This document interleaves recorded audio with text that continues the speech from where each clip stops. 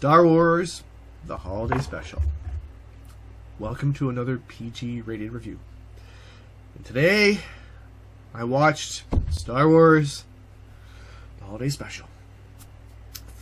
After decades of it being out there, I finally sat down, had my brain fried watching it.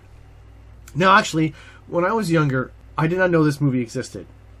I grew up in Canada, I lived in the country, didn't have access to a lot of TV. So I had no idea, after Star Wars came out, that the year after, there was the Holiday Special. I had no idea. And then, university and everything, no one, I was doing gaming and other stuff, watched a Star Wars movie, but again, it never came up that this movie had existed. It was until years later I started hearing about the Holiday Special, but again, I didn't really know too much until I saw the review by the Nostalgia Critic, Doug Walker, about it. And now, Nostalgia Critic, his gimmick, of course, is obviously going a little over the top, going crazy. So I'm like, okay, it can't be that bad. Well, you know, it probably is bad, but not as bad as it was made out to be. So I decided after a long time, Christmas is coming, let's start reviewing Christmas movies for PG rated. So, yes, Holiday Special's on YouTube. Yay! Alright, this movie is bad. It's not bad fun, it's just sad. Okay, like the late 70s and early 80s, obviously, cocaine era. And this is what I'm thinking would happen. Hollywood execs were fucking high on cocaine when they signed off on this project. Now, you know, I have to admit, it's a good idea. You get the original stars doing a holiday special, don't call it Christmas, a little holiday special, you know, with the Wookiees and everything else, makes sense. Somewhere along, it just went way off the fucking deep end. And obviously, they couldn't get the stars for the whole show. I'm not sure if it was contractual, money, or whatever, but they couldn't get the stars. So they bring in people like B. Arthur, Harvey Korman, Art Korman, and yeah, and then they're like, we need filler, lots of filler. So let's make it a lot of musical scenes, a lot of singing scenes. So it starts over 5 minutes. I don't know. I'm also feeling like I'm doing a little bit of half in the bag because I've been drinking a lot to get through this movie. So you'll forgive me if I start rambling or slurring. I had to. It was bad. Dirty Grandpa was sleazy and dumb. This is just dumb. So the first part of the movie takes place in Chewbacca's home with his wife Mala. Mala makes sense. His dad Itchy, the fuck, and his son Lumpy. Okay, I know, like I said, in Star Wars he's called Chewie, but his full name is, well, we don't know what it's like. Okay, I know the fanboys are gonna like diss me on this one and put in the comments, but Chewbacca. But I'm sure there's more to his name than just that. So his dad and his son to be Itchy and Lumpy was just lazy writing. And there's a lot of lazy writing in this. Tons of lazy writing. Basically, I'm not sure if there was a writer or just sort of they had a dartboard and they're like, let's do a musical. Let's do this. Let's do that. So you go through the first while where his family is sad because he's not there. His son plays a holographic video of a circus troupe for almost 5 minutes. Okay, it's not quite 5 minutes, about 3 and a bit. But still, it felt forever because it's basically a little child Wookiee watching human circus troupe. And that's it. That's what's going on. This is your introduction to the movie. Yay, team. Mark Hamill looks like a fucking tan Ken Barbie doll in this. I'm thinking this is where Harrison Ford decided, fuck it, I'm not doing any more of these movies. The thing this is where Harrison Ford's like, if you're going to put Han Solo again, I want to fucking die. It's probably after this. Not the first Star Wars, the Holiday Special movies, where like, fuck you, George. You're going to kill me because I don't want to do another one. Carrie Fisher is just reading her lines. You can actually tell, probably teleprompter up there, and she's just, yeah, blah, blah, blah, blah, blah, blah, blah, blah, blah, and move on. So that's the first bit. Again, go back.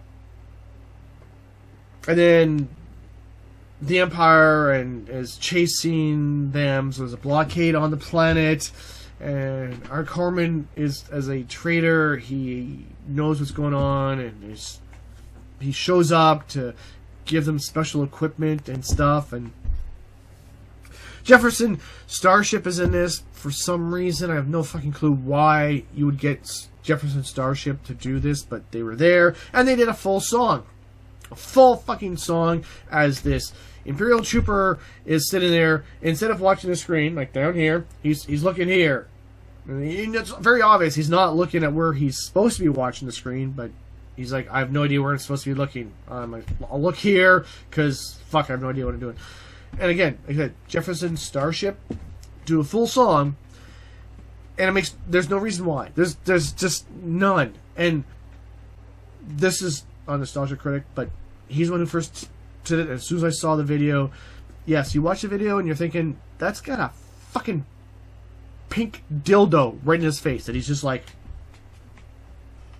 singing to. It's a pink, purplish dildo that he keeps grabbing and putting into his face. That's all I kept imagining. B. Arthur is in this, and again, a waste of talent. Harvey Korman does multiple parts, and it makes no sense. There's a cooking scene.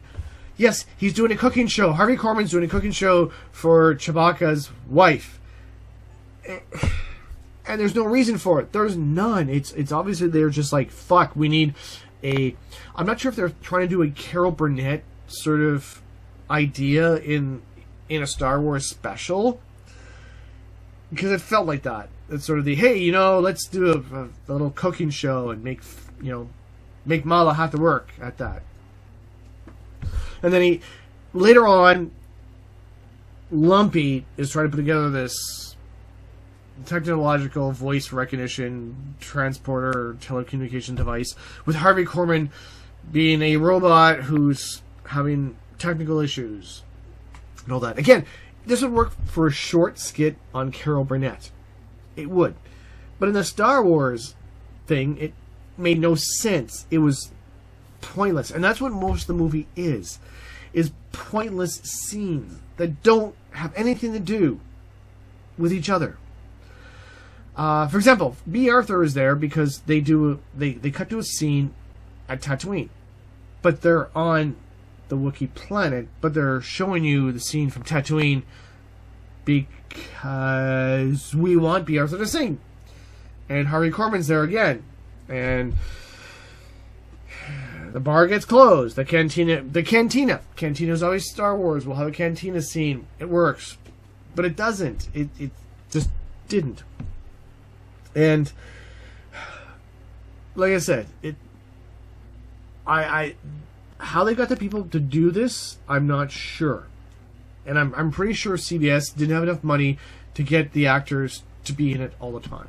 There's a little short, which is where a lot of people are like, oh, Boba Fett's amazing because he was in this animated short. And now, again, Nostalgia Critic Doug Walker was making fun of the animation, and I'm going to actually defend it, because it reminded me of, I know it came later, but it reminded me of the Heavy Metal sort of movie with some of the animation in it. So I'm willing to, the animation I'm willing to overlook. The story in the short was actually better than the rest of the special. So if you'd taken that short and just done that, it's like, fuck it, we're 10 minutes, we're done. That would have been fine. There's a scene with Darth Vader, walking in the corridor, which is actually from the original Star Wars movie, a deleted scene. So basically they took that footage, because they paid, obviously, Lucasfilms to have it, and used that in the movie to try and show, again, we're Star Wars, here's Darth Vader, he's being mean. But again, it doesn't work. Nothing in there works. And then Life Day. Now, Life Day I can understand. I can go with you know, the Wookiees have a special holiday. That makes sense. There's no problem with that.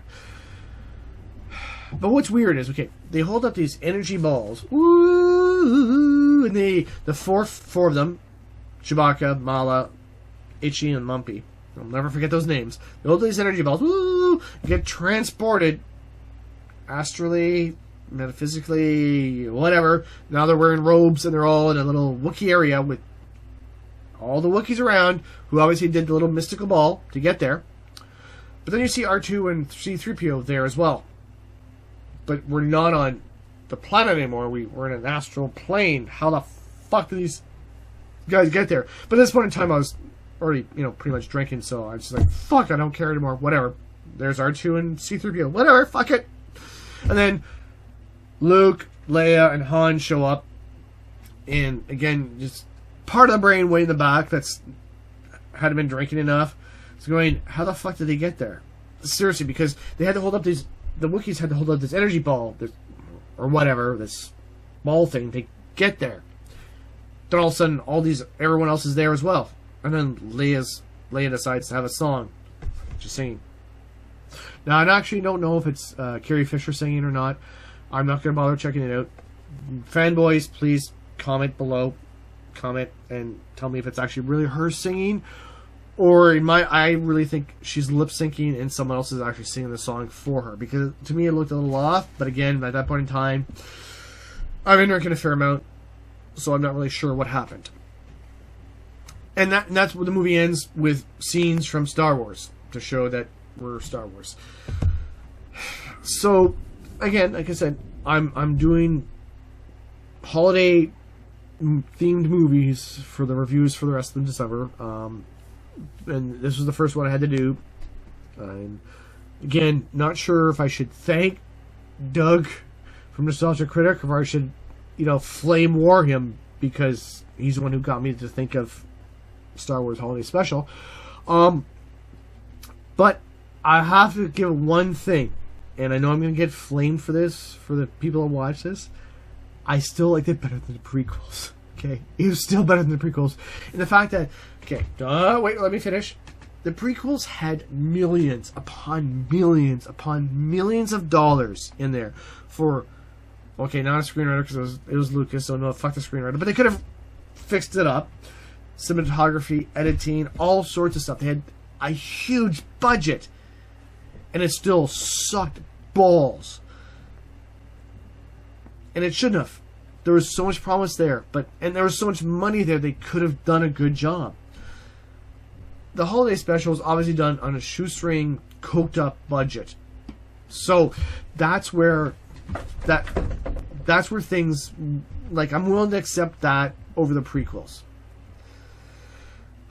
So, oh fuck, a rating. I have no idea what to rate this movie, because it's bad. Like, again, to me, it's still not as bad as Jupiter Ascending or the prequels, because they had huge budgets to do stuff with. I'd still probably have to say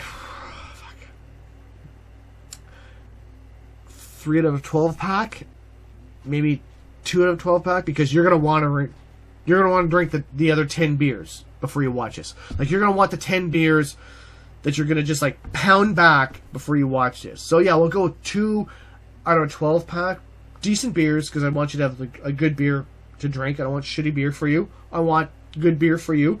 So, 2 out of a decent 12-pack, because you're want to take the first 10 beers and just chug them as fast as possible before you watch this.